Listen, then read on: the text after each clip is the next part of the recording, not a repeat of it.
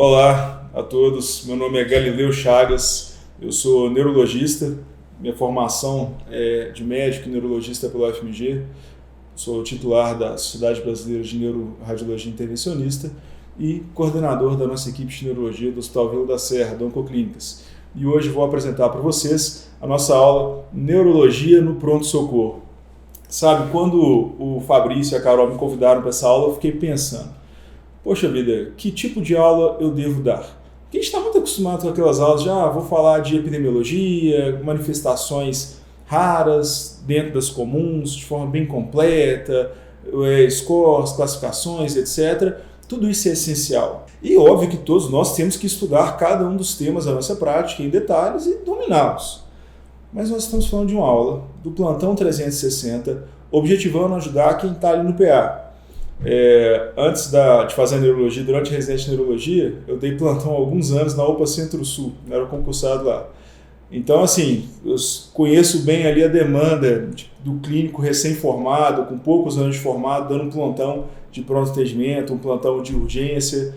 Então, eu fiquei refletindo sobre isso, sabe? Poxa vida, como eu posso fazer uma aula que realmente seja útil? Que não seja só mais uma aula com todos os detalhes, sem a intenção de abranger plenamente o tema, mas com a intenção de passar algum conhecimento que seja útil. Poxa vida, eu vi essa aula e isso vai me ajudar, vai ser importante quando eu estiver ali na porta, no pronto atendimento, atendendo meu doente. Então, pensando sobre isso, propus o seguinte modelo. Neurologia no pronto-socorro baseada em casos clínicos. Ao longo de 25 casos clínicos, nós vamos falar sobre pacientes que vão chegar para a gente, que é o dia a dia mesmo, que é a rotina. Os casos todos eu inventei de forma a ficar mais didática, mas todos eles me lembraram de diversos casos que eu atendi ao longo da vida em pronto-socorro. Então, casos didáticos, falando das características principais, de alguns sinais de alarme, de alguns aspectos que a gente tem que ficar atento, e da hipótese diagnóstica e da conduta que a gente toma a partir disso. Então, a nossa aula vai abordar os temas cefaleia, AVC, rebaixamento do nível de consciência e crise convulsiva, de forma integrada, porque ninguém vem sozinho. Se eu estou atendendo uma dor de cabeça, qual que é uma das hipóteses que eu tenho que ter? Isso é uma dor de cabeça primária ou isso pode ser um AVC hemorrágico? Se eu estou atendendo um AVC, eu tenho que pensar, poxa vida, esse paciente fez crise epiléptica? Não fez? Atendi uma crise epiléptica? O que causou essa crise? O que está causando esse rebaixamento sensório? Então os temas eles são integrados e essa é a ideia da nossa aula hoje. Sem nenhum almejo de estender, de exaurir o tema, sem nenhuma intenção de falar todos os detalhes, mas falando de forma prática, direcionada, voltada para o foco, para o dia a dia, sobre cada uma das doenças mais comuns que a gente vai atender em pronto-socorro, e isso baseado na minha casuística mesmo, com tantos anos de pronto-socorro. Então vamos lá, vamos começar no nosso caso clínico 1. Paciente de 20 anos, cefaleia 5 dias com piora ontem, pulsátil com foto e cinesiofobia associada à náusea, caráter insidioso, nega ter sido súbita, thunderclap, e nega que seja pior da vida, e fala que tinha uma cefaleia semelhante prévia. Vamos lá, qual que é a hipótese diagnóstica para o caso 1 e qual é a conduta? Esse caso 1 é muito interessante, o que nós vamos tirar dele? Primeiro passo, é um paciente jovem, não estamos falando de idoso. Segundo, e talvez seja uma das coisas mais importantes quando você vai atender uma dor de cabeça no PA, essa dor de cabeça, ela foi súbita ou ela tem um caráter insidioso? Por quê? O que é a cefaleia thunderclap? Thunderclap é de cefaleia em trovoada. Existe uma analogia muito interessante que é a seguinte, eu tenho um céu claro, sem nuvens, muito tranquilo, e de repente vem um trovão. Isso é a cefaleia thunderclap. O paciente está tranquilo aqui, a gente conversando, falando sobre algum tema, aí subitamente vem uma dor intensa, arrebatadora, a pior dor da vida. Em questão de segundos a pouquíssimos minutos, ela vem de seu início à sua intensidade máxima. Essa dor em thunderclap, até prova em contrário, é uma cefaleia secundária, e a gente vai falar em um caso clínico próximo. Então, o primeiro ponto que nos tranquiliza acerca desse paciente, caráter insidioso. Tem dias que está doendo. Às vezes o paciente vai chegar para você no PA e ele fala, doutor, essa dor está me matando, está intensa demais, chega chorando, chega com a dor muito intensa, você fica preocupado, meu Deus, pode ser alguma coisa mais séria. Agora você vai pegar a história, fala, não, tem dias de evolução. Ou então, começou tem algumas horas, ou tem entre o início da dor e o pico de intensidade máxima, foi 1 hora, começou levinho e foi piorando até chegar à intensidade máxima. Claro, existem cefaleias secundárias com esse padrão, nós estamos falando apenas da thunderclap, mas esse é o primeiro passo na avaliação de uma cefaleia no PA. Ela foi súbita ou ela foi insidiosa? Próximos passos. A paciente nega que essa tenha sido a pior dor da vida ou que seja uma dor inédita. A paciente me falou, tem uma dor de cabeça de padrão semelhante prévio. Então foi insidiosa, não foi a pior da vida. Eu tenho uma dor de cabeça de padrão semelhante prévio. Todas essas características nos tranquilizam muito quanto a uma provável cefaleia primária e não secundária. Então eu tenho que ficar muito atento a esses sinais de alarme. E aí ela falou, pulsátil, fica pulsando. Cinesiofobia, o paciente quer ficar mais quietinho, não fica agitado, mas quer ficar mais quieto, porque piora a dor se ficar agitado, andando, pegando peso. Fotofobia, luz forte atrapalha muito, piora muito, incomoda. Aquele paciente quer ficar quietinho, deitado no escuro. E associado a náuseas. Aqui eu tenho uma cefaleia classicamente migranosa. Eu estou diante de uma crise migranosa, não preciso nem de propedêutica. E o que eu faço numa crise migranosa no pé? Então, olha, eu gosto muito de fazer a seguinte prescrição.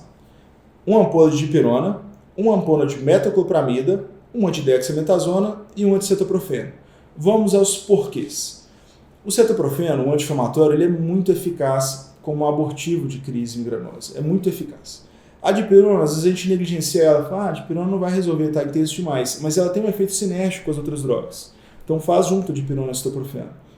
A dexametasona, nós temos evidência científica atual que ela reduz a recorrência precoce de crise migranosa. Então, nos casos de crise migranosa, uma ampola de dexa no PA ajuda bem.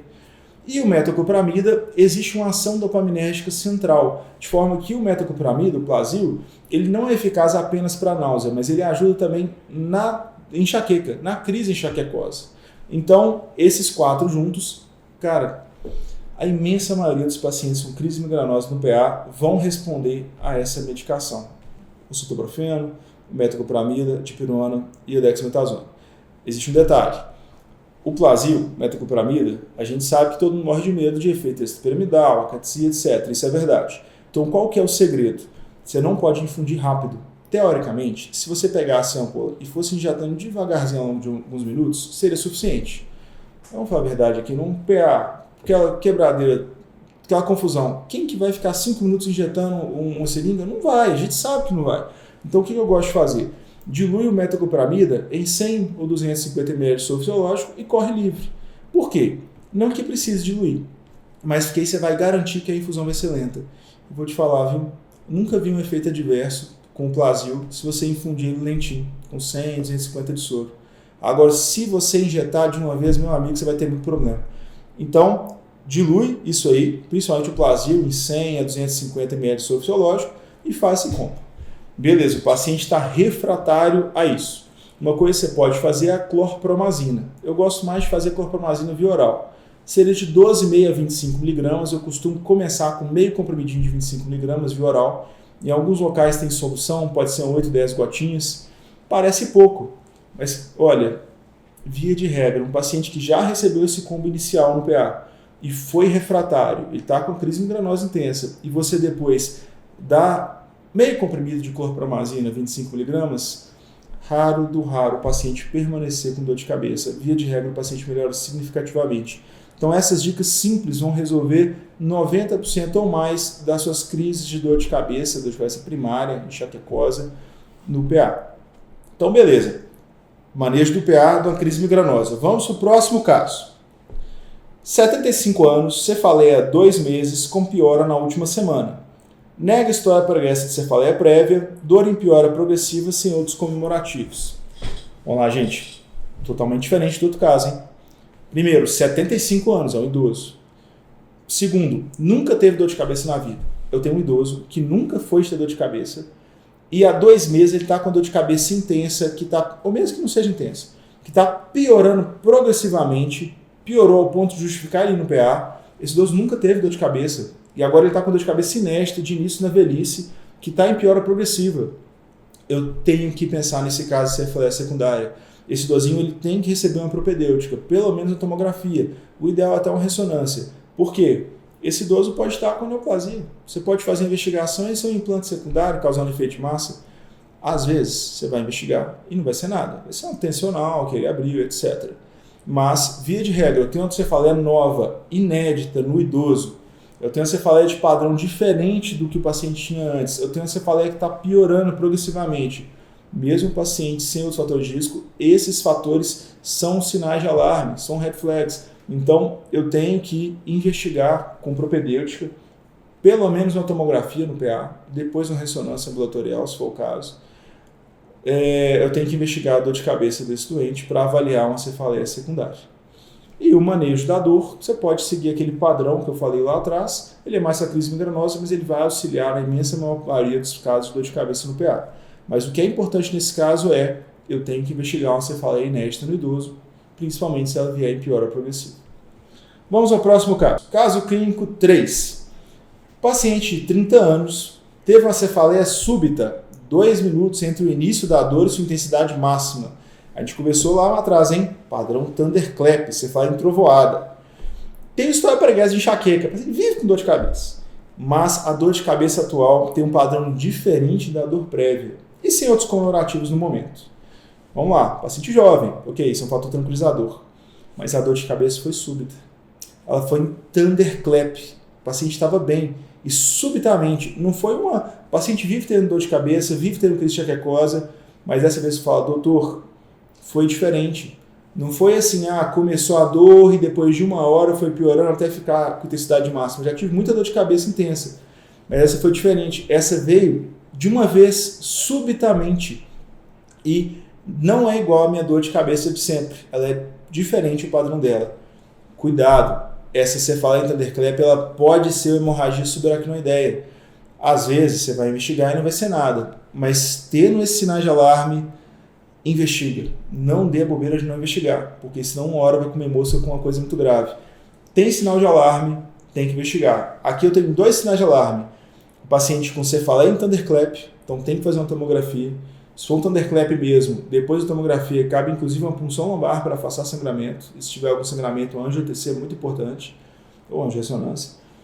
E a dor de padrão diferente do prévio.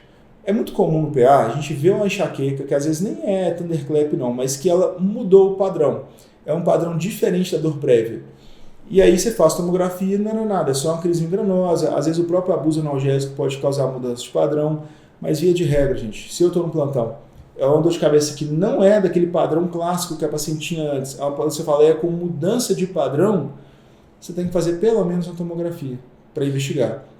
E se for Thunderclap, mais ainda. Aí Thunderclap você tem que ficar muito atento para ver se isso não é um HSI, investigar mesmo. Então vamos lá. Esse caso aqui é exemplificativo de uma cefaleia Thunderclap e um HSI.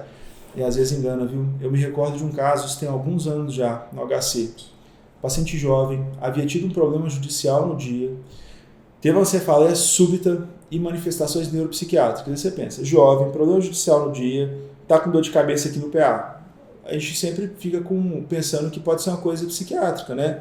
Mas ela nunca tinha tido dor de cabeça, ela nunca tinha tido manifestação psiquiátrica, ela teve aquele estresse violento no dia. E ela teve manifestações psiquiátricas importantes no dia, assim, no PA. Realmente parecia uma questão de ansiedade. Fez a tomografia, por quê? Cefaleia súbita, quadro neuropsiquiátrico súbito. Era um Thunderclap, tem que investigar. Não era hemorragia subaracnoide, é um Fischer 4, que é a classificação máxima em termos de tamanho de sangramento. Secundária, ruptura aneurismática. Então, cuidado. Cuidado ao chamar algo de PT, chamar algo de ansiedade. O cérebro que comanda o nosso comportamento, o nosso pensamento, o nosso humor. Então, às vezes, a manifestação de uma doença neurológica vai ser exclusivamente neuropsiquiátrica. Transtorno de ansiedade, somatização é diagnóstico de exclusão. Muito cuidado quando no PA se deparar com a cefaleia súbita, intensa, padrão em Thunderclap. Muito cuidado. Vamos lá, mais um caso. 27 anos, puérpera, cefaleia nova, inédita há 2 semanas, em piora progressiva, sem HP de cefaleia e hoje sonolento e vômitos. A gente sabe que o puerpério e a própria gestação é um período em que aumenta o risco para alguns acometimentos, por exemplo, fenômenos trombóticos. Eu tenho uma dor de cabeça nova, uma puérpera, e que nunca tinha dor de cabeça. Essa dor está piorando progressivamente. Puérpera, a gente sabe que é um paciente que tem risco. A dor de cabeça é inédita, não é uma dor de cabeça que ela já tinha previamente. Está em piora progressiva. Olha os sinais de alarme se mostrando para a gente. E ela não está normal, ela está sonolenta e com vômitos. A gente tem que pensar em trombose venosa. Não basta fazer tomografia nesse paciente, tem que fazer tomografia e angio-TC, fase venosa. Como é puérpera, eu posso digitar contraste, radiação, etc., mais tranquilo. Se for uma gestante, às vezes a gente tem que fazer uma ressonância, internar e fazer uma angio-ressonância, fase venosa, usando o método TOF, time of flight, que não precisa de contraste. Mas fato é, eu preciso afastar a trombose venosa nesse paciente. Ela está sonolenta, com vômitos, tem déficit, é uma dor inédita, ela tem risco por ser puérpera, está em piora progressiva.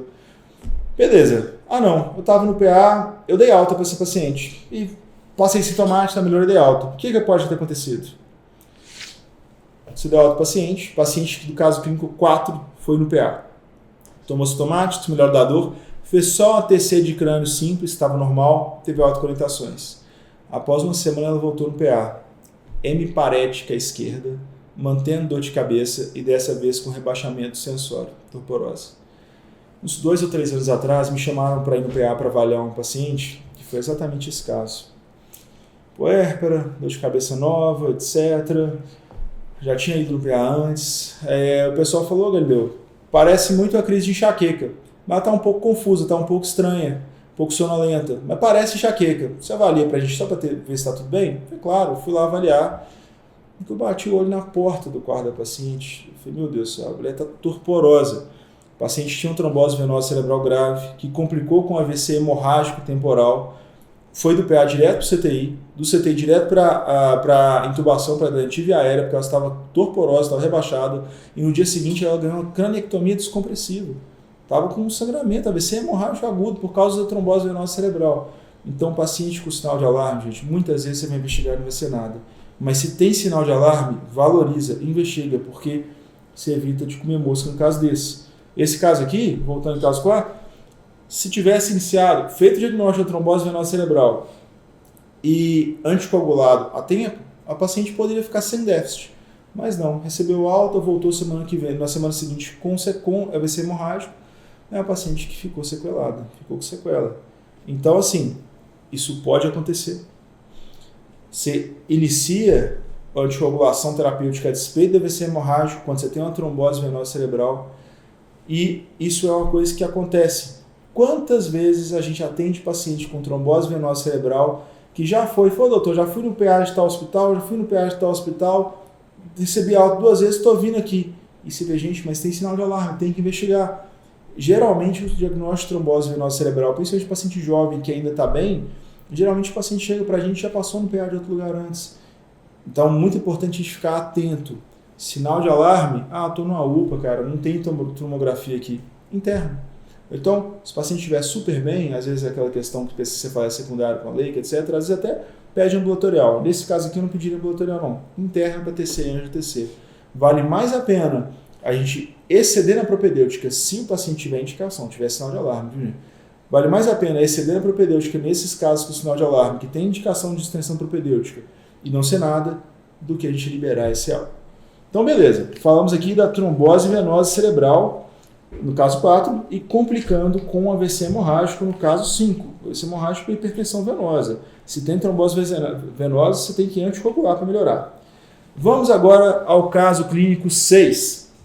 Paciente de 38 anos, HIV positivo, diagnóstico recente, acabou de começar a tarde. Cefaleia e febre há 2 semanas. E ao exame você observa um prejuízo na linguagem, uma fala hesitante, trocando palavras, meio confuso, e uma paresia direita leve. E ao ser questionado, ele fala que a fraqueza começou há 3 dias e tem piorado.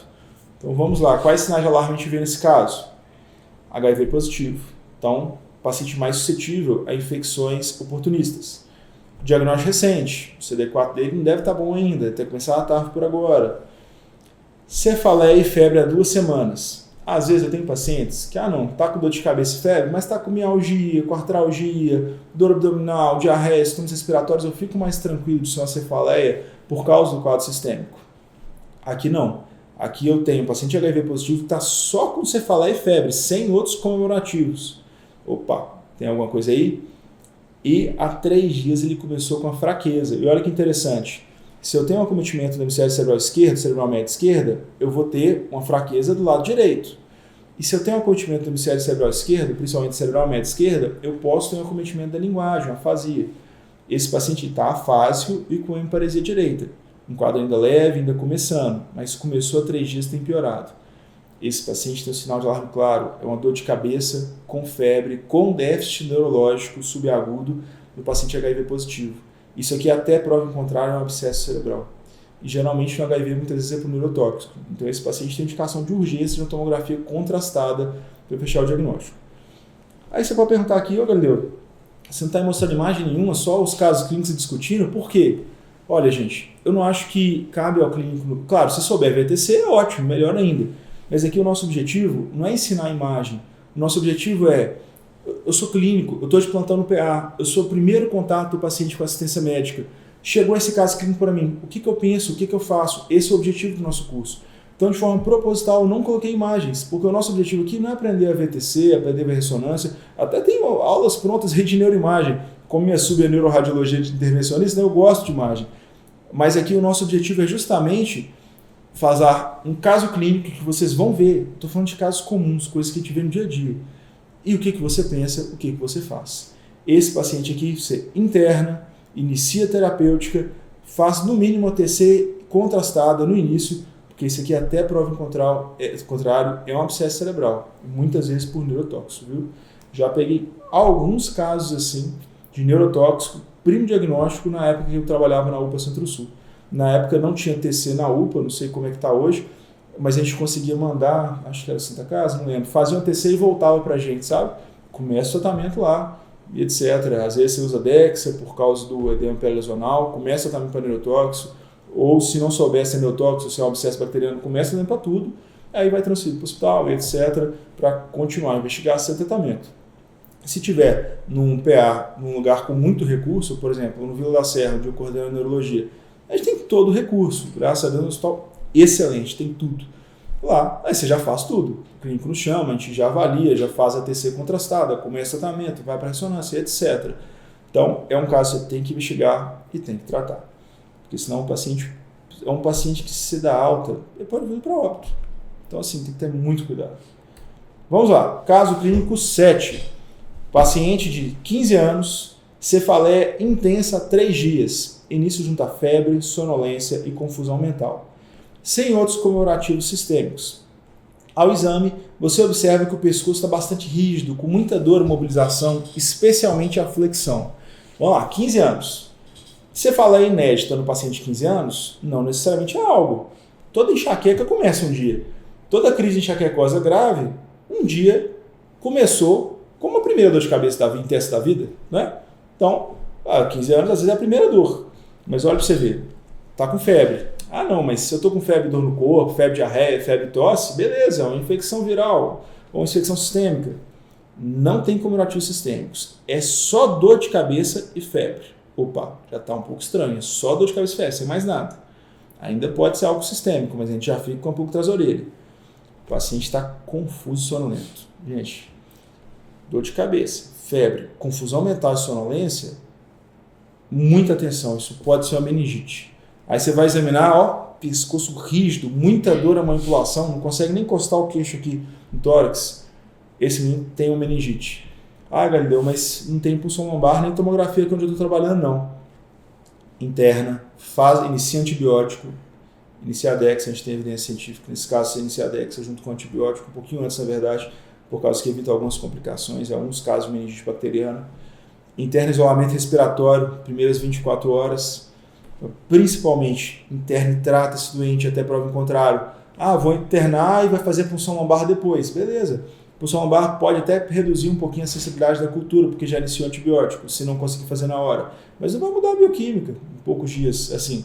Então, inicia o tratamento, porque esse suspeito aqui é de uma meningite bacteriana, até prova em contrário. E depois faço do propedêutica, etc. Claro que vai fazer toda a investigação, punção lombar, ressonância, TC, tudo. Mas, e óbvio, estou num local que eu consigo com facilidade a tomografia punção lombar? Óbvio, começa antibiótico, faço punção lombar, faço TC. Tem que ter TC teoricamente antes da punção lombar. Mas o mais importante aqui, você é clínico, você não é neurologista, você é o clínico, você está de plantão no PA, que pode não ter recurso. Jovem, dor de cabeça, febre, confusão mental, sonolência, rigidez de nuca, inicia antibiótico para meningite. Você vai salvar a vida do paciente. Você vai prevenir sequelas. Antibiótico, a Dexa nesse caso tem indicação, e o isolamento respiratório. E claro, avaliar ali o contato íntimo, pode ser que tenha necessidade de profilaxia para os contactantes mais próximos. Mas bem, sem entrar em muitos detalhes, eu estou propositalmente não entrando em muitos detalhes, porque o meu objetivo aqui não é o que eu vou fazer na enfermaria com esse paciente, o que eu vou fazer no CTI com esse paciente, o que o neurologista vai manejar esse paciente. Meu objetivo aqui, eu sou um clínico, eu tenho alguns anos, ou antigo, ou alguns anos de casa, de formação, eu estou de plantão no PA e esse paciente chega para mim, o que eu faço? Isso aqui é uma meningite, trata como meningite. Vamos lá, próximo caso. Caso clínico 8. Mesma coisa. 15 anos, você fala intensa, junta febre, símptomas ativos sistêmicos. É aquele paciente da meningite que a gente estava conversando. Mas ao invés de vir com confusão mental e sonolência, ele foi admitido com a crise convulsiva tônico generalizada. Mesma coisa, gente. Dor de cabeça 3 dias, isolada sem outros comodativos sistêmicos, veio com febre, chegou no PA com crise generalizada. Eu tenho que pensar em meningite. A crise epiléptica vai ser uma manifestação neurológica. Eu tenho que pensar em meningite para esse menino. Até pode não ser. Eu tenho que pensar, eu tenho que iniciar tratamento. E a crise convulsiva? Como é que a gente vai manejar ela? Daqui a pouquinho vamos conversar sobre crise convulsiva também. Só aqui, acho que esse é caso clínico 9. Mudando. Vocês vão ver que tem um caso semelhante, mas que vão ter grandes diferenças. 25 anos, epiléptico desde a infância, em uso de 3 classes de anticonvulsivante. Está com tosse e febre há 3 dias.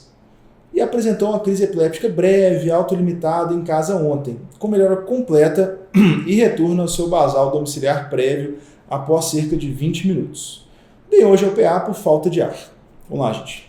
Os dois são jovens, os dois tiveram crise. Mas em um caso, voltando para o caso clínico 8, você fala intensa 3 dias, febre, sem comemorativos sistêmicos e fez uma crise. E o caso 9, já é epiléptico, não está confuso, não está com dor de cabeça e febre, ele está com tosse e febre há 3 dias.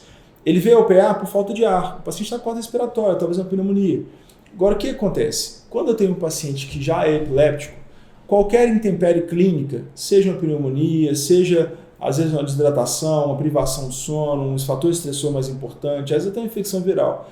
Quando eu tenho um paciente previamente epiléptico, diversas intempéries clínicas podem precipitar, podem reduzir o limiar para uma crise epiléptica. Então, assim, ele teve um escape de crise ontem, uma crise autolimitada, muito importante, já retornou ao seu basal domiciliar prévio.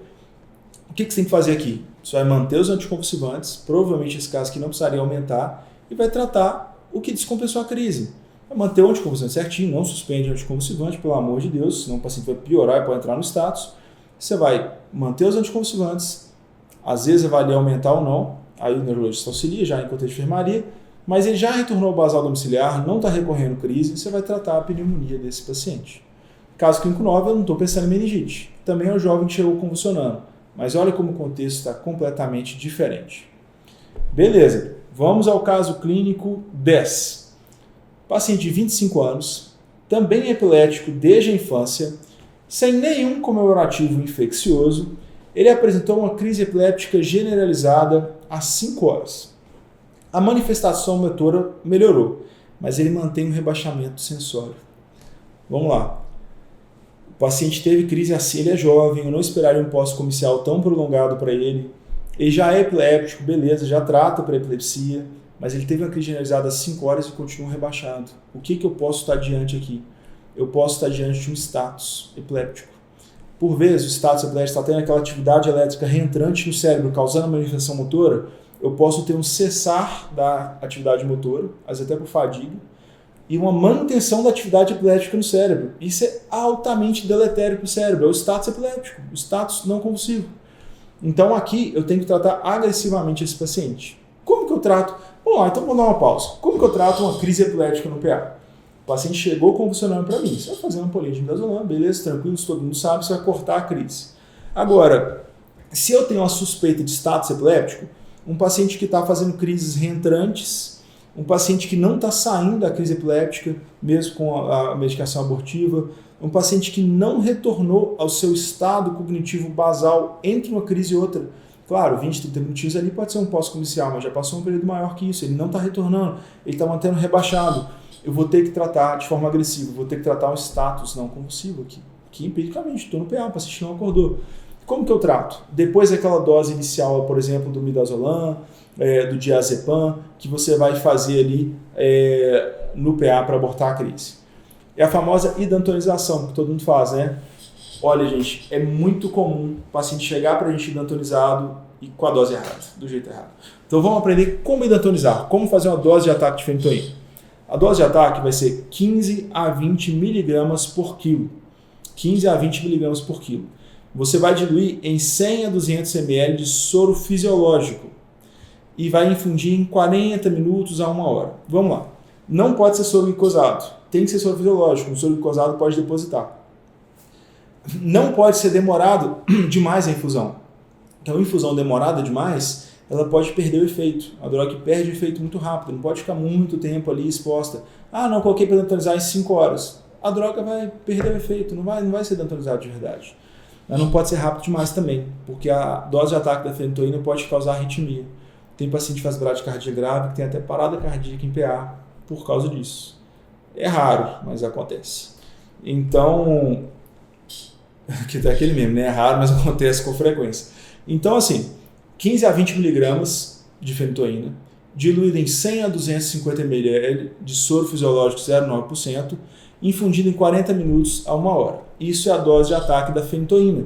E para que serve a dose de ataque? Para garantir que se chegue ao nível sérico adequado rapidamente. E aí depois, obviamente, você vai deixar a manutenção de 100 mg de 8 em 8, etc. A gente não vai entrar aqui no cuidado de enfermaria de CTI, que é o cuidado do PA, o primeiro contato com o paciente. Hoje em dia, cada vez mais a gente começa a ter levetiracetam venoso nos PAs. Seria uma alternativa também. Está chegando no Brasil. Então, assim, muitos lugares ainda não, a maior parte dos locais ainda não tem, mas eu acho que é uma tendência futura que a gente passa a ter de rotina o levetiracetam venoso. 1.000 miligramas, geralmente, venoso, dose de ataque, depois 500 miligramas de 12 em 12, usualmente suficiente. Mas vamos focar aqui na fenitoína, que é o mais comum, a disponibilização mais comum hoje em dia no Brasil. Então, beleza, você tem uma crise complicada com status não convulsivo no paciente previamente epiléptico e você vai tratar agressivamente e idantonizar esse paciente. Beleza, falamos um pouquinho sobre crise, né? Depois eu vou falar sobre o status com midazolam ainda, mas ainda não, daqui a pouquinho. Vamos falar de mais um caso. Caso clínico 11, paciente de 70 anos, nega história pregressa de epilepsia, teve 3 crises epiléticas do tipo tônico-clônico generalizado em domicílio, tendo sido a última há 20 minutos. Foi admitido no PA sonolento e confuso, mas em progressiva melhora. O que nós temos aqui? Primeiro, eu tenho um paciente idoso que nunca teve epilepsia. É até óbvio, gente, mas a gente tem que pensar.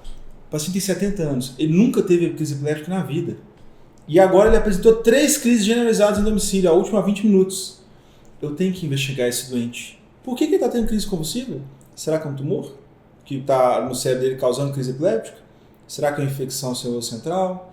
O que será que pode estar acontecendo? Ou às vezes nada. Existe epilepsia de início na fase da velhice. Isso acontece também. Mas o fato é, eu tenho que investigar a epilepsia desse idoso, se não tem nenhuma lesão secundária. Até prova do contrário, quadro neurológico agudo, inédito, sem história pregressa no idoso, tem que investigar se tem alguma coisa de orgânica acontecendo de mais importante, se não tem uma lesão secundária. Pois bem, ele teve 3 crises em casa. Chegou no PA, confuso, sonolento, mas progressivamente melhorando. Provavelmente esse paciente não está em status, ele está só no pós-comicial. Só no pós-comicial. Agora teve 3 crises em casa, hein? Esse é um caso que às vezes a gente até pondera dentonizar, porque ele acabou de ter 3 crises, a última tem 20 minutos, tem uma chance grande de ele recorrer crise com você no PA. Às vezes você pode segurar, ser mais parcimonioso, fazer uma dose de ataque ali, às vezes levetiracetam via oral, por exemplo, às vezes fazer um clobazam, iniciar um anticonvulsivante, investigar, e, obviamente investigar contexto infeccioso sistêmico, investigar distúrbio eletrolítico, que pode causar também, mas é um paciente que tem que ficar atento. Olha, acabou de ter 3 crises, vai ter outra? Então, lição do caso 11, crise inédita no idoso, eu tenho que investigar se não tem nada ali no sistema nervoso central causando essa crise, se não tem uma lake, se não tem alguma lesão ocasionando a crise. O idoso vai ter um pós-comicial, às vezes um pouquinho mais prolongado que o jovem, usualmente isso é comum. Às vezes o paciente fica horas, até mais sonolento, confuso, até melhorar. E se eu estou reentrando crise demais, eu tenho que pensar se esse paciente não vai evoluir para o status, não vai recorrer comigo e avaliar e dentonizar esse idosinho. Eu estou passando para o caso clínico 2, que vai ser uma continuação. Caso clínico 2. Esse mesmo idoso, 70 anos, sem história pregressa de epilepsia, teve 3 crises tônico-clônicas generalizadas no domicílio, admitido no PA, recorrendo crise. Mas olha, ele teve 3 crises em casa, chegou, você fala, vou pedir um TC primeiro. Foi lá e recorreu crise na sua frente. Você falou, não, eu vou dentonizar. Você dentonizou, fenitoína, vamos relembrar? 15 a 20 mg por quilo, diluído em 100 a 250 ml de soro fisiológico, não pode ser glicosado, soro fisiológico 0,9%, infundido em 40 minutos a 1 hora. Não pode ser rápido demais, pode dar bradicardia, não pode ser lento demais, que perde completamente o efeito. Beleza, e dentonizou o nosso paciente, ou com a dose de ataque de fenitoína, ou com a dose de ataque de levetiracetam, ele recorreu crise. Ele está recorrendo crise a despeito da dose de ataque de fenitoína, a despeito da dentonização. Esse paciente está fazendo status epiléptico refratário diante de nós no PA. Eu estou no PA, não tenho neurologista, o que eu faço? O paciente está convulsionando na minha frente, refratário à dentonização. Passo 1. Eu posso fazer um repique da dentonização, completando até uma dose de 30 mg por quilo da fenitoína. Passo 2, que é muitas vezes o que a gente vai fazer aqui. A gente sabe que o status epiléptico é altamente deletério para o cérebro. A gente não pode perder tempo, isso é uma urgência. Então, muitas vezes, na refratariedade à dentonização, no status mantido, o paciente convulsionando na sua frente a despeito, você vai para as drogas sedativas. Então, vai ser o midazolam, 2 mg a quilo-hora. 0,5 a 2, geralmente a gente já começa com 2 mg a quilo-hora. Fala, nossa, Galileu, mas é uma dose muito alta, né? É uma dose altíssima, e é isso que é preconizado na literatura. Então, usualmente, midazolam puro, 2 mg a quilo-hora, puro por quê? Porque senão vai ficar com um volume muito alto, não pode.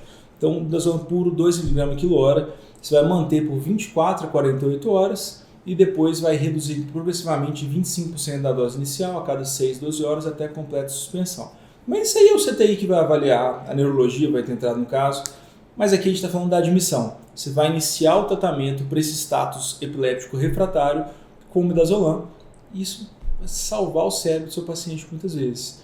Claro, nós não devemos fazer o tratamento do status com midazolam de forma leviana, porque é um tratamento que aumenta a mortalidade.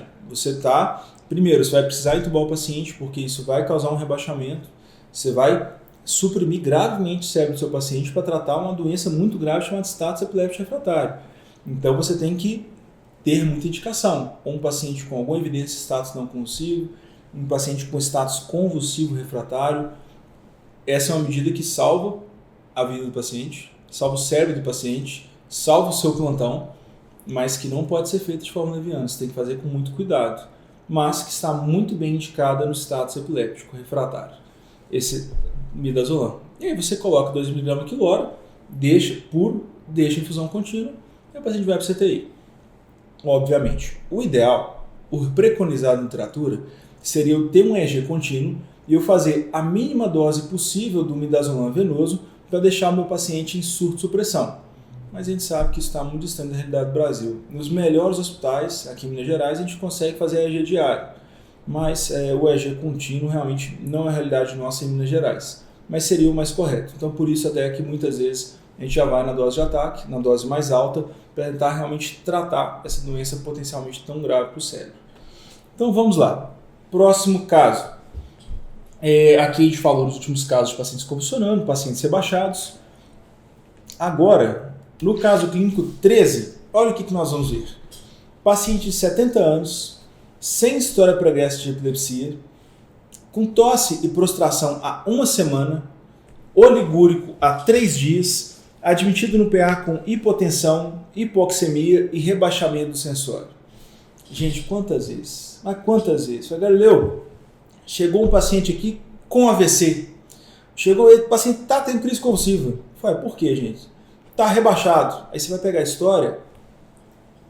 Tosse e prostração há 1 semana, oligúrico há 3 dias, admitido hipotenso, admitido hipoxêmico. Esse paciente está séptico. Ele está com disfunção orgânica, disfunção renal, disfunção do sistema circulatório, hipoxêmico. E ele está com disfunções orgânicas, aqui oligúrico, hipotenso, hipoxêmico, e vinha com tosse há 1 semana. Gente, até prova contrária, são sepsis de foco pulmonar. Esse paciente não tem nada neurológico, provavelmente. Olha que interessante. Assim como os demais sistemas do corpo humano entram em falência na sepse, o rim entra em falência, o coração entra em falência, você tem uma disfunção orgânica múltipla. O corpo está sofrendo por causa da infecção, da cascata inflamatória e entrando em disfunção. O cérebro, de mesma forma, também entra em disfunção. O cérebro sofre a semelhança dos outros órgãos que nós temos. E como que o cérebro sofre? Com confusão mental, com rebaixamento sensório. Então esse rebaixamento sensório, nesse paciente admitido hipotência, hipoxêmico, oligúrico, ou seja, com disfunção renal, e que já vinha infectado há 1 semana, esse rebaixamento sensório nada mais é que a disfunção também do cérebro, junto nesse combo da sepsis de foco pulmonar. Um paciente idoso, então já mais frágil. Então isso aqui é uma encefalopatia metabólica, encefalopatia séptica. Óbvio, a gente sempre vai avaliar diagnósticos diferenciais. Eu sempre peço pelo menos uma tomografia nesse paciente para avaliar se não pode ser outra coisa. Em alguns casos a gente vai pedir um eletroencefalograma para ter certeza que não tem um status não convulsivo. Mas essa descrição aqui que a gente está vendo, isso é uma encefalopatia metabólica, encefalopatia séptica, causando rebaixamento sensório do meu paciente. E o que eu vou ter de indicação vai ser tratar a condição de base, tratar a sepse, e assim como os demais órgãos vão melhorando devagarzinho, conforme se trata a sepse, o cérebro também vai melhorando o sensório, vai melhorando a confusão mental. É lento, ainda mais idoso, até ficar 100%. Óbvio que pode ficar com sequela. Assim como você pode ficar com sequela renal, você pode ficar com sequela neurológica também. Então vamos lá. Isso aqui, gente, é comum, a gente vê sempre, mais o CTI, mas vê no PA também. E é importante a gente ter esse conhecimento, ter esse discernimento.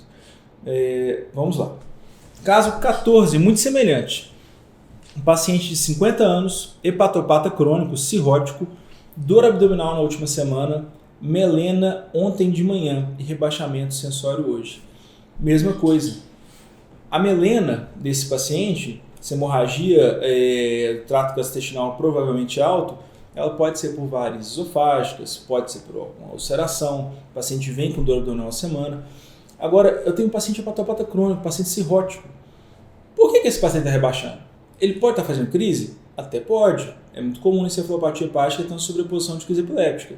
Ele pode estar tendo AVC?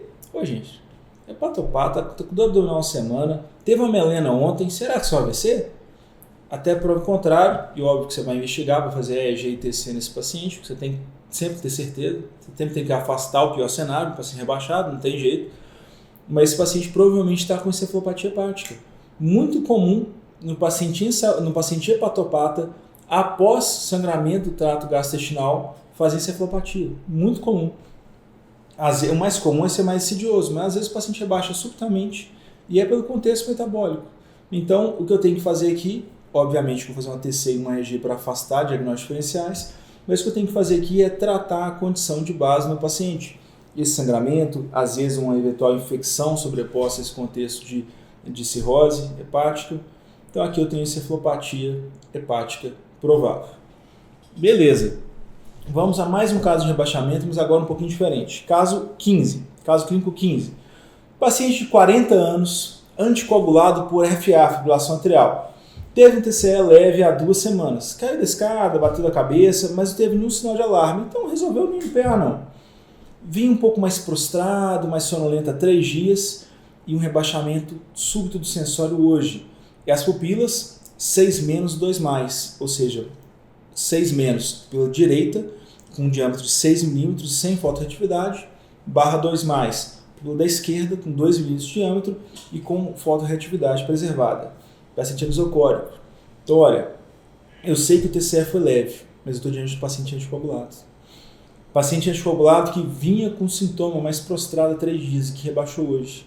Isso aqui é indicação de urgência de tomografia. Anisocórico. O que é a anisocoria nesse caso? Você vai ter um hematoma, ele vai comprimir o cérebro, vai comprimir o mesencéfalo. Aí, no mesencéfalo, fica o núcleo de Edwin-Westphal, que é o núcleo do nervo oculomotor. E por essa compressão vai causar essa anisocoria. Isso aqui é uma emergência neurocirúrgica. Esse caso aqui, eu tenho um rebaixamento para um hematoma subdural, causando hipertensão intracraniana, comprimindo e deslocando o cérebro. Isso aqui é uma emergência, o paciente vai morrer se não for abordado urgentemente. Às vezes, o paciente não vai chegar tão grave assim para você. Anisocórico, comatoso. Às vezes ele vai chegar mais sonolento, mais confuso, e ele é anticoagulado, ele teve um trauma. Então, cuidado, faça um ATC, investigue hematoma subdural. Próximo caso, parecido. Mesma coisa o caso clínico 16, igualzinho o caso clínico 15, mas a diferença é que ao invés de anticoagulação, ele estava usando AS. E ao invés de 40 anos, ele tinha 80 anos. Vamos lá. O paciente idoso, ele é mais frágil em todos os sentidos. E aqui também. A hemorragia subdural, ela é um hematoma subdural, ele vai acontecer por um rompimento de veias ponte. E essas veias no idoso, elas ficam um pouco mais soltas, então elas ficam um pouco mais frágeis. Tem uma chance maior delas virem a romper e causar um hematoma subdural quando tem um TCE. E num paciente que usa antiagregante plaquetário, o AS, óbvio, que não é igual a um anticoagulante, que vai sangrar muito mais, mas você tem um aumento da chance de sangramento do paciente. Então o idosinho, que está com alteração do sensório, alteração confusional, usa AS, teve um TCE, mesmo se não usasse AS, só por ser idosinho e estar com alteração do sensório, você tem que fazer uma tomografia. Ele pode estar com hematoma subdural, ou então às vezes um hematoma epidural. E aqui nesse caso a gente quer ilustrar exatamente a mesma coisa do outro. 80 anos, AS, TCE leve há 2 semanas, prostrada há 3 dias, rebaixamento hoje, pupilas anisocóricas, sendo que a midriática está reativa. Então, isso aqui vai ser um rebaixamento para um hematoma, ou subdural ou epidural. Pela temporalidade aqui, mas provavelmente subdural. Beleza. Agora nós vamos entrar no meu assunto preferido, que é AVC, que até falei também, minha sub é de neuroradiologia intervencionista, né? Neuroradiologia terapêutica. Então o que eu mais gosto de fazer da vida é tratar AVC. Então vamos lá. Paciente 60, caso clínico 17. Paciente de 60 anos, previamente independente e funcional. Apresentou uma paresia do membro superior direito, mais uma paresia facial de padrão central à direita, mais alteração da linguagem, afasia. O NIH de 10 e um ictus a 2 horas, a menos de 4 horas e meia. Olha que interessante isso aqui. Primeiro, o paciente teve uma paresia dimediada à direita e uma alteração da linguagem. Onde que está topografado essa alteração? Aí você fala, pô, Galhão, mas você está reforçando tanto aqui que nosso objetivo é para o clínico no PA, para que você está falando de topografia? Isso é coisa de neurologista. Às vezes, você entender um pouco a topografia te ajuda a discernir. Porque quantos pacientes às vezes vão chegar com um quadro NIC e você fica na dúvida se é neurológico mesmo, se é uma questão de ansiedade. Quantas vezes isso acontece? Então, olha, a alteração da fala, classicamente da linguagem, a alteração afásica, vai ser o hemisfério cerebral esquerdo, a maior parte dos pacientes. Então, o hemisfério cerebral esquerdo, topografia de cerebral média esquerda, vai causar déficit onde? À direita. Então, se eu tenho um paciente com alteração da fala, mais uma paresia direita, cuidado. Esse paciente pode estar tendo AVC sim. Escala de NIH. A gente vai falar um pouco sobre ela daqui a pouco, mas é muito importante ela. Por quê? Porque toda vez que a gente estuda terapia de reperfusão, o trombolítico, a alteplase, a trombectomia, a gente usa o NIH para classificar esse déficit. O NIH é uma escala que a gente usa para comunicar, para mensurar qual é a magnitude do déficit do meu paciente. Então é muito importante. A gente vai ver que ela é muito mais simples do que parece. Então é muito importante fazer NIH. Então, NIH 10, ictus a 2 horas. O que eu faço aqui? Bem, isso é muito importante para o clínico nuclear, viu, gente? Toda vez que eu tenho um AVC com menos de 4 horas e meia de ictus, eu tenho que pensar, esse paciente é o potencial candidato à terapia de refusão, ao trombolítico, à alteplase. Até 4 horas e meia, se o paciente não tem contraindicação, ele tem uma tomografia sem sangramento, uma tomografia seja normal, seja com alguma delimitação de área isquêmica pequena ainda, e um NIH significativo, um déficit significativo. O que é déficit significativo, gente? É um déficit que cause prejuízo funcional ao meu doente. Por exemplo, eu tenho um idosinho de 80 anos, acamado, super limitado já, que interage pouco, já tem demência, e está com uma paresiazinha discreta. Será que tem benefício trombolizar esse doente? Talvez não. O contrário, tem um cara de 20 anos que é pianista. Ele trabalha com piano, a paixão da vida dele é tocar piano. Ele está com a paresiazinha discreta na mão. Olha, o risco-benefício desse paciente pode valer a pena. Porque, apesar da paresia ser discreta, essa paresia, se tornar uma sequela, vai causar grande disfuncionalidade no meu paciente. Então, qual que é o racional que eu devo ter para definir se eu vou instituir uma terapia de reperfusão ou não no meu paciente? Eu tenho um déficit neurológico que está levando a uma disfunção significativa? Eu tenho um prejuízo na funcionalidade do meu paciente que justifica o risco-benefício? Se o risco da terapia de reperfusão valer a pena o potencial benefício da reversão daquele déficit, é quando eu vou trombolizar. Por exemplo, às vezes eu vou ter um paciente com afasia grave, isolada, só afasia, sem outros sintomas. O NIH vai estar baixo, mas a afasia é um quadro altamente limitante, né? Leva um prejuízo funcional muito grande. Então, por vezes, eu posso trombolizar um paciente só afásico, se eu estiver convencido que ele está realmente afásico grave e que pode ter benefício. Então, vamos lá. Lição desse caso. Tem que fazer o NIH, eu tenho um déficit neurológico súbito no paciente sem contraindicações, com uma boa funcionalidade prévia e ictus a menos de 4 horas e meia. O que eu vou fazer? Trombolizar esse meu paciente. Galileu, não era trombose, não era AVC, era um mímico de AVC, alguma outra coisa. Lógico, você não vai trombolizar um paciente sem déficit. Agora, o que o último guideline da stroke de terapia de reperfusão fala é o seguinte: é melhor você trombolizar um paciente que não tinha AVC do que você não trombolizar um paciente que tinha AVC. Porque um paciente que não tem lesão no cérebro, óbvio, você sempre vai fazer tomografia antes de trombolizar. Porque às vezes engana. Parece AVC isquêmico e hemorrágico e parece hemorrágico e isquêmico. Então, via de regra, você nunca vai trombolizar sem ter pelo menos uma tomografia de crânio. Nunca. Agora, eu tenho uma tomografia normal, eu não tenho uma contraindicação, eu tenho um déficit neurológico, é melhor trombolizar. A gente tem respaldo na literatura para trombolizar, mesmo sob o risco de, às vezes, fazer uma trombólise branca, de não ser AVC. É melhor do que o contrário. E se for uma trombólise branca, a chance de sangramento é muito pequena, porque a transformação hemorrágica vai acontecer em cima da área isquêmica. Então, assim, a trombólise branca, de uma forma geral, lógico, nós estamos falando de algo muito perigoso, ela é tranquila. Vamos lá. Próximo caso, caso clínico 18. Mesma coisa, caso idêntico, exceto porque o paciente, ao invés de chegar com 2 horas, ele chegou com 12 horas. Vamos lá. Passou de 4 horas e meia, não tem indicação mais de trombólise. Trombólise até 4 horas e meia. Faz exceção no wake-up stroke, quando você faz a ressonância, você não sabe o tempo de ictus, o paciente acordou com déficit, faz ressonância e tem um mismatch flare de difusão. Aí você pode trombolizar em janela estendida. Mas isso aí é uma exceção. Eu falo assim, eu tenho ictus a 12 horas, eu sei que o ictus foi 12 horas mesmo. Tem mais de 4 horas e meia. Beleza, não tem indicação de trombólise. Até alguns anos atrás não tinha mais o que ser feito em termos de terapia de reperfusão. Mas hoje em dia a gente tem a trombectomia mecânica. O que é a trombectomia mecânica? Você vai lá, vai na hemodinâmica, faz um cateterismo, coloca o vaso lá, coloca o catéter lá no vaso ocluído e puxa o trombo. Seja com stent trigger, seja com catéter de aspiração. Então a trombectomia mecânica, você vai, assim como a alteplase dissolve o trombo, a trombectomia mecânica vai puxar, retirar esse trombo da minha circulação. Agora, a trombectomia mecânica é um procedimento cirúrgico endovascular que tem indicações. Quais são elas? Primeiro passo, tem que ter um vaso grande, porque se for um vaso pequenininho demais, além de ser muito perigoso, você nem consegue tirar o trombo. Então eu tenho que ter o que a gente chama de uma oclusão proximal. Classicamente uma carótida distal, um segmento M1 de cerebral média, A1, recentemente a gente tem evidência basilar, em alguns casos M2. Então assim, eu tenho que ter um vaso grande ocluído. Mas Galileu, Eu não sei avaliar isso não. Eu estou no PA, eu estou de plantão aqui, de clínica médica no PA. O que é importante para mim saber? O que é importante para você saber é o seguinte.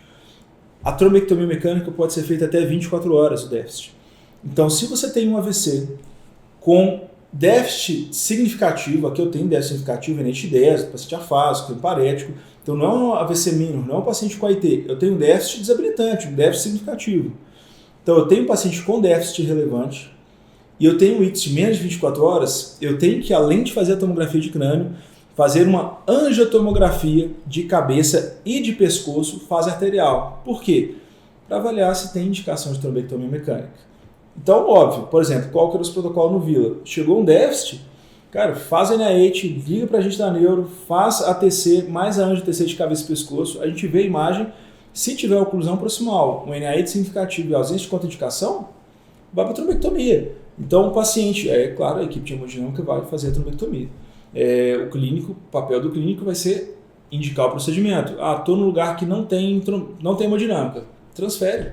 Quantas vezes a gente realiza trombectomia de pacientes transferidos de um local que não tinha trombectomia? Então, assim, no SUS é um caminho. A gente almeja muito pelo momento em que a gente vai ter a trombectomia no SUS funcionando de forma efetiva. É uma grande discussão hoje. Mas, bem, infelizmente, em Minas Gerais, a gente ainda não tem a trombectomia funcionando bem no SUS. Esperamos muito que em breve nós tenhamos. Mas no convênio já funciona amplamente, na imensa maioria dos hospitais, a questão da trombectomia. E é uma coisa que muda completamente o desfecho do paciente. Tem pacientes com poucas horas de oclusão que você faz a trombectomia e o paciente melhora na sua frente. Claro, a cada hora que você passa, você perde milhões de neurônios. Então, a cada hora que seu cérebro não está reperfundido, o prognóstico piora um pouco mais. Então, quando eu pego uma janela mais estendida, ainda assim pode ter muito benefício, especialmente se o meu paciente tem uma rede colateral bacana. Mas eu já tenho um benefício um pouco mais limitado. Agora, a evidência científica atual mostra que até 24 horas eu ainda posso ter benefício. Às vezes não vai ser em todos os pacientes, às vezes não vai deixar o paciente sem sequela nenhuma, mas com certeza vai deixar ele muito melhor do que ele ficaria, com muito menos disfunção, muito menos déficit do que ele ficaria sem procedimento. Então, até 24 horas, fazer TC, fazer angio-TC de cabeça e pescoço e pensar na trombectomia mecânica, se tiver oclusão proximal e um NIH significativo. Uma outra observação importante aqui, gente. Vamos supor, voltando àquele paciente do caso clínico 17, do ictus a 2 horas. Fiz trombólise, tem que fazer trombectomia? Sim. Se tiver oclusão proximal, sim. Por quê? Muitas vezes você vai fazer a trombólise e ela não vai reverter completamente. Fiz trombólise e reverteu? Beleza, ótimo. Mas muitas vezes não vai reverter, principalmente a oclusão proximal. Então, se eu tenho uma oclusão proximal com menos de 4 horas e meia, eu faço as duas coisas em paralelo, tanto a trombólise quanto a trombectomia mecânica. Então, a indicação de uma não exclui a indicação da outra. Se tiver indicação das duas, já faz a trombólise e chama a hemodinâmica para fazer a trombectomia simultânea. Se tiver indicação só da trombectomia, que tem a janela mais estendida, só a trombectomia. E se tiver indicação só da alteplase? For um déficit significativo, mas for vasos pequenos, você não consegue fazer trombec, aí só a alteplase. Eu me recordo aqui de um caso muito interessante que eu vi alguns anos atrás, que foi assim, o paciente chegou, eu não lembro os detalhes, mas assim, um NIH de 8, por exemplo, 8, 10. E aí fez TC, fez angio-TC, a angio estava normal, mas tinha um déficit significativo, aí trombolizou. Durante a trombólise, o paciente piorou muito, foi assim, por NIH de 20. Aí a pessoa pensou, poxa, ele deve ter sangrado. Repetiu o TC, angio-TC, não tinha sangrado, mas tinha feito uma oclusão proximal. Aí foi para a trombectomia e reperfundiu. Um caso muito interessante, por quê? Acabei de ter um AVC. O mesmo fenômeno, a placa instável, o trombo no coração que gerou o primeiro AVC, pode gerar outro, pode soltar outra plaquinha. Então, soltou uma placa pequena que não tinha oclusão proximal, mas que justificou um déficit que fez a trombólise. Durante a trombólise deve ter soltado outro êmbolozinho que fechou M1. E é bonito que você via a angio-TC normal, a angio-TC assim, de 1 hora depois com oclusão proximal de M1, da cerebral média, e aí depois na arteriografia a trombectomia foi lá e puxou o trombo, etc. Foi um caso que teve bom desfecho. Então assim, beleza, vamos lá.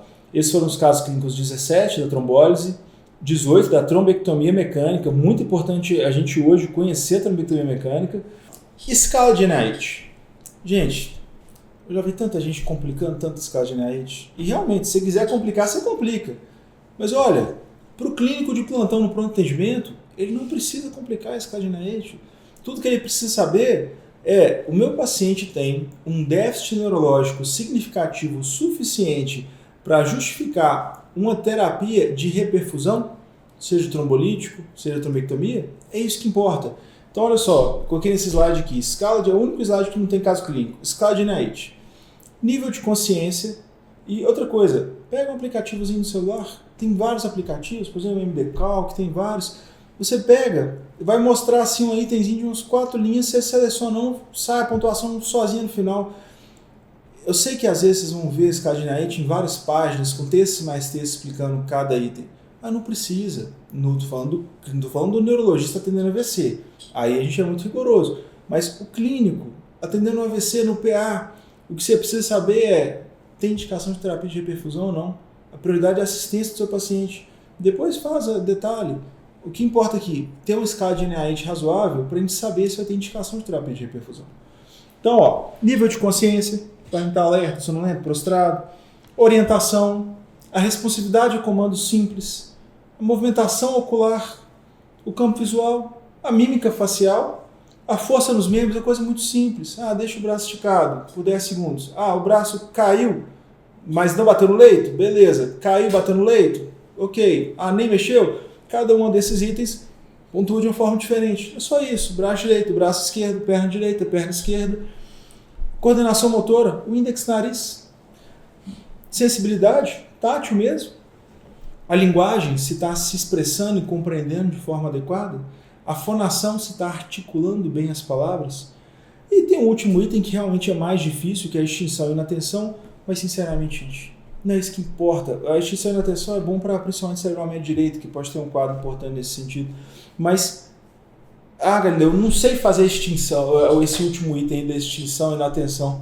Não vou fazer NIH. Não, gente. O que eu preciso saber é o seguinte: meu paciente está alerta, ele está se comunicando de forma adequada, você está entendendo o que ele está falando, a mímica facial dele está simétrica, ele está com paralisia, em algum grau de paresia, em alguns braços, algumas das pernas, algum grau de incoordenação, de perda de sensibilidade.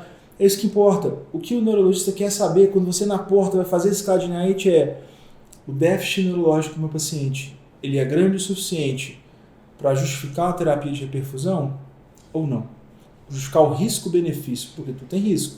Então é basicamente isso. E o NIH é uma forma de a gente se comunicar. E como todos os estudos que avaliam terapia de reperfusão citam o NIH, então o NIH a gente vai poder usar até para classificar o paciente dentro e fora de alguma indicação, de trombecos, trombólides, etc. Embora o que importa seja isso, se o déficit é significativo para aquele paciente. E, obviamente, se na ANGIO-TC mostrou oclusão proximal. Porque às vezes você fala: poxa vida, o paciente tem um déficit grave, mas na ANGIO-TC não tem oclusão proximal. Ele tem que fazer trombectomia. Fazer trombectomia como se não tem oclusão de grande vaso, ou de vaso de médio calibre que dê para fazer trombectomia. Porque às vezes o paciente tem um déficit grave, mas porque fez um monte de chuveiro, um monte de embolozinho para vasos pequenos, não tem como fazer trombectomia. Mas a gente só tem como saber isso com a ANGIO-TC. Então, por isso a importância de, no déficit neurológico agudo, além da tomografia, fazer a angiotomografia fase arterial de cabeça e pescoço. Nas primeiras 24 horas, claramente, para a gente avaliar se tem indicação tanto da alteplase nas primeiras 4 horas e meia, quanto da trombectomia em até 24 horas do déficit. E os critérios, perfusão, etc., decide isso com a primeira intervenção. O papel do clínico é ictus, déficit, contraindicação, o exame mostrando a oclusão proximal. Neurointervencionista ou neurologista, eu tenho um paciente de tantos anos que não tem contraindicação, que tinha uma funcionalidade prévia boa, que dá com déficit na ED tal, e eu fiz a TC e a GTC aqui. Olha aí para mim, para ver se tem indicação. É isso. Se não tiver neurologista, você vai ter que precisar de um radiologista, ou então você mesmo ver a TC para ver se tem sangramento para trombolizar. E se tiver uma oclusão proximal, mandar para um lugar que tenha hemodinâmica, fazer trombectomia mecânica. Mas hoje em dia, nos hospitais privados, quase todos a gente tem tido trombectomia, tem tido um hemodinamicista para discutir os casos, sabe? Então tem funcionado muito bem. Fazendo essa identificação, fazendo a GTC, fazendo isso que a gente conversou, você vai garantir uma assistência adequada, uma assistência boa ao seu paciente, se atendendo ali na porta, no primeiro contato. Então vamos lá. Estamos quase acabando já, viu, gente? Caso clínico 19. Paciente de 60 anos, previamente independente funcional, teve uma paresia do membro superior direito, mais uma paresia facial de padrão central à direita, mas uma alteração de linguagem, afasia. ENERT 10, ictus a 36 horas. Beleza, mesma coisa, né? Mas tem 36 horas. Tem indicação de trombólise? Não, tem mais de 4 horas e meia. Tem indicação de trombectomia mecânica? Não, tem mais de 24 horas. Tem que fazer terapia de reperfusão nesse doente aqui? Infelizmente não. Pela evidência atual, não. Então, esse paciente aqui, óbvio que você vai internar, vai avaliar antiagregação com AS, atorvastatina 80 e etc. Vai fazer tomografia antes de antiagregar, pelo amor de Deus, porque você tem que fazer a TC para ver se é sangramento ou isquemia primeiro. Vai fazer a propedêutica do AVC para instituir uma profilaxia secundária adequada, vai iniciar a reabilitação, mas tudo isso em nível de enfermaria. No PA vai ser um cuidado mais simples, porque a urgência do AVC é a terapia de reperfusão. Óbvio que você vai mandar esse paciente para o CTI, etc. Esses pacientes às vezes rebaixam aspira, muito comum ter pneumonia, mas aqui, como tem 36 horas, o foco, a mensagem principal é essa. Passou de 24 horas, aí eu já não vou ter indicação de terapia de reperfusão mais, que é o mais importante que eu tenho que fazer com esse doente no PA, e óbvio que eu vou internar esse paciente no CTI, etc., para todo o demais cuidado junto à neurologia. Paciente, caso clínico 20. Esse mesmo paciente, ele teve déficit, mas o déficit durou 1 hora e teve melhora completa e espontânea. O que é isso, gente? Isso é um AIT, um ataque isquêmico transitório. Muito cuidado. O AIT deve ser tratado da mesma forma do AVC. Por quê? Esse mesma placa aterosclerótica instável, amplificação carotídea, ou intracraniana, ou trombo cardíaco, ou seja qual for a causa desse AVC, que foi um trombozinho e dissolveu espontaneamente, geralmente, ele pode soltar outro trombo grande, grave e não dissolver. Então, o paciente com AIT, eu tenho que tomar muito cuidado, porque esse paciente ele pode recorrer a AVC.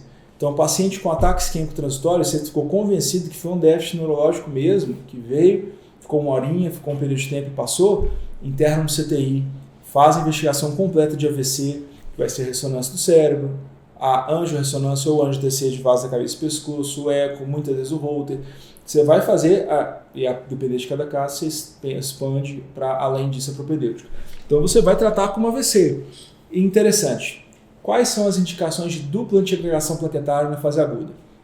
Se eu tenho um AVC minor, ou se eu tenho um AIT de alto risco, eu vou dar dose de ataque de AS 300mg, dose de ataque de clopidogrel 300mg e atorvastatina 80mg. E depois eu manter o AS 100, clopidogrel 75 e a atorva 80 por 21 a 30 dias do ictus. E aí depois disso só o AS e a atorva, se a etiologia investigada na propedêutica TOUCH for aterosclerótica mesmo. Então assim, se eu tenho um AIT, eu tenho que fazer a dupla antiagregação, porque essa dupla antiagregação mais estatina de alta potência, que começa ali no PA, depois de fazer uma TC, a TC não tem sangramento, ela às vezes vai estabilizar uma placa aterosclerótica e vai impedir um novo evento. Então, às vezes, seu paciente ia recorrer a um AVC grave depois de um dia, algumas horas, alguns dias, algumas semanas. Você iniciando a dupla antiagregação ali na fase aguda, logo após fazer a TC e não mostrar sangramento, além da estatina de alta potência, você às vezes vai estabilizar uma placa aterosclerótica e prevenir o seu paciente de ter um déficit, de ter uma sequela. Então, muito importante você levar muito a sério quando é um ataque isquêmico transitório, quando é um déficit neurológico inequívoco que veio e passou. Então vamos lá. 21. Paciente de 20 anos, teve um trauma cervical há 1 semana e está com a cefaleia e cervicalgia desde então. Teve um início súbito de hemiparesia esquerda, hemispiro esquerdo, hemisfério esquerdo e hemiface esquerda, mais uma disartria grave e uma pitose do olho direito. E teve um ictus de déficit neurológico há 1 hora, esse início súbito. Olha que interessante. Paciente jovem, a gente não pensa muito em AVC em paciente jovem, a gente pensa em causas mais raras, né, por AVC no jovem. Agora ele teve um trauma cervical há 1 semana, ele está com cervicalgia desde então, e agora, subitamente, há 1 hora ele fez um déficit. E tem um detalhe semiológico na manifestação fenomenológica desse quadro muito interessante. Enquanto o quadro dele foi de dimide esquerdo, ou seja, provavelmente ele teve uma oclusão de cerebral média direita, que está disártrico, e está com hemiparesia esquerda. Ele teve uma pitose do olho direito. Pitose, por que ele teve uma pitose do olho direito se o déficit é todo do lado esquerdo? Isso é uma manifestação clássica dessa pitose por um síndrome de Horner, uma dissecção da carótida. Então, uma dissecção da carótida direita, interna direita, ela pode causar uma pitose no direito e, claro, a dissecção vai fazer hematoma tumoral, vai fazer um fenômeno trombembólico, ocluiu aqui a cerebral média direita e levou a essa paresia de mediada esquerda. Isso aqui até prova o contrário, é AVC isquêmico secundário a uma dissecção arterial. Qual que é a mensagem que eu quero passar aqui? Nada muda. Se tiver indicação de trombólise nas primeiras 4 horas e meia, faça trombólise. Se tiver indicação de trombectomia mecânica nas primeiras 24 horas, faça trombectomia mecânica. Então o tratamento da dissecção é igual ao do outro AVC. O que muda é que a etiologia vai ser dissecção, você vai fazer uma dupla antiagregação por um tempo um pouco maior, você também tem indicação de dupla antiagregação na dissecção arterial. Para ser mais preciso, dupla antiagregação ou anticoagulação. Mas aqui a gente não vai entrar nesse pormenor da dissecção arterial especificamente. O que importa é, paciente jovem, trauma cervical, fez AVC agudo, valoriza. Não é ansiedade muitas vezes não. Isso aí pode ser um AVC isquêmico mesmo, por dissecção arterial. Não é tão raro quanto parece, a gente vê até com certa frequência. E faço toda a terapia à semelhança dos demais AVCs. Trombolítico, se necessidade não tiver contraindicação, se indicação e não contraindicação, trombectomia mecânica, se indicação e não contraindicação. Eu estou batendo nessa tecla porque isso é motivo de algumas pessoas errarem, sabe? Ah, não, é dissecção, não tem que trombolizar. Dissecção, não tem que fazer trombec. Não, tem sim. Se tiver indicação, tem sim. Então vamos lá. Próximo caso, caso clínico 22. Muito parecido com o nosso caso anterior. Na verdade, igual, né? Só mudou uma coisa. Enquanto o nosso caso clínico 21, o ictus era 1 hora, nosso caso clínico 22, o ictus é a 13 horas. O que muda? Eu tenho um paciente jovem com AVC isquêmico agudo, secundário a dissecção da carótida interna direita. Enquanto com ictus de 1 hora eu tinha indicação tanto da trombólise quanto da trombectomia mecânica, com 13 horas, vamos lembrar, já passou de 4 horas e meia, não tem indicação mais de trombólise. Mas até 24 horas, com oclusão proximal, eu posso ter indicação de trombectomia mecânica, então esse paciente ainda é candidato a terapia de reperfusão. Vamos lá, já praticamente encerrando nossa aula. Caso clínico 23, paciente de 58 anos, hipertenso prévio, uso irregular de medicação, início súbito a 5 horas de cefaleia, mais hemiparesia de mediada direita e alteração na fala, evoluindo com piora progressiva do quadro, com rebaixamento sensório a 2 horas. Ô, gente, muito interessante. O paciente chega super hipertenso, uso todo irregular da medicação, teve um ictus de déficit neurológico a 5 horas, mas olha como esse déficit está piorando e evoluiu com rebaixamento. AVC isquêmico agudo, na fase aguda geralmente não rebaixa, é só o déficit, na fase aguda pelo menos. Depois até pode rebaixar por outros motivos, mas inclusive quando vai ser maligno, etc. Mas aqui eu tenho um déficit a 5 horas e a 2 horas ele rebaixou. Num paciente que usava previamente hipertensivo bem irregular. Esse paciente até prova o contrário tem um AVC hemorrágico, por isso tão importante fazer tomografia para diferenciar hemorrágico de isquêmico. Imagina, gente, você pega um déficit agudo, você acha que é isquêmico, você tromboliza sem ATC e era hemorrágico, você mata o paciente. Então nunca faça a trombólise antes da tomografia, você sempre tem um déficit neurológico agudo, você precisa da tomografia. As terapias de reperfusão são quando não tem quando a tomografia está normal, só com isquemia que não seja AVC maligno, isquemia pequena. Então vamos lá. Até detalhe interessante, né? É importante lembrar. A tomografia, muitas vezes, nas primeiras 24 horas, ela pode não mostrar uma delimitação da área isquêmica. Então é comum no AVC isquêmico agudo, principalmente nas primeiras horas, você não ter nada na tomografia, normal. Aí você faz a ressonância depois, então você repete a tomografia no dia seguinte, aí você vê uma delimitação da área isquêmica. Esse é um conceito importante também. Mas aqui a gente não está falando de AVC isquêmico. Esse caso 23, nós estamos falando de um AVC hemorrágico por causa hipertensiva. Vocês vão ver muito na prática também. O paciente fica com hipertensão grave, refratária, e vai ser essa apresentação e a confirmação diagnóstica, obviamente, com a TC de crânio. Vamos lá. Próximo caso, aqui o caso 24.